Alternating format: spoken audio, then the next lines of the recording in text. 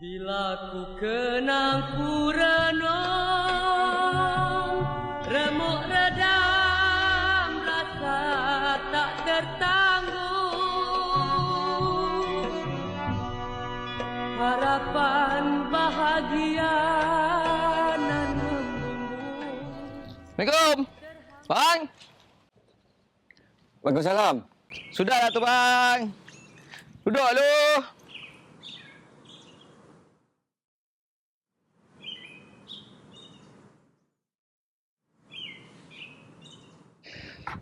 Oi, panas betul lagi ni.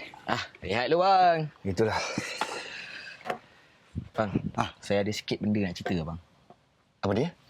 Hari tu bang, ada 4 orang bang datang rumah kita bang sejak mak kita meninggal. Mereka cari apa? Sebab apa? 3 orang bang nak bagi sumbangan. Alhamdulillah. Itu kan rezeki. Kita kena ambil lah. Tapi bang, ada 1 orang ni bang, dia kata rumah kita ni tanah dia bang. Yang itu kau jangan risaulah. Nanti abang tanya pandangan Jaiz. Abang, Jaiz tu lah yang datang rumah kita, kata rumah kita ni tanah dia. Kau ni biar betul, Dik. Betul lah bang. Hari tu saya jumpa dekat Simpang bang, dia jaja satu kampung orang kata rumah kita ni bang tanah dia. Kejap. Jaiz mana yang kau masukkan ni? Wak Jaiz lah bang. Astaghfirullahalazim.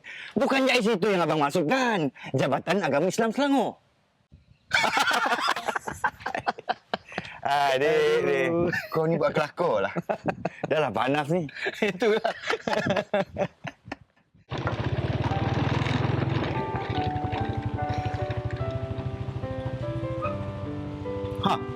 Ada pun. Aduh. Dia kan tak ada. Problem macam ni. Aku call kau. Kau tak jawab. Aku WhatsApp kau. Kau tak reply. Aku jumpa adik kau kat depan tu. Aku dah beritahu dia tau.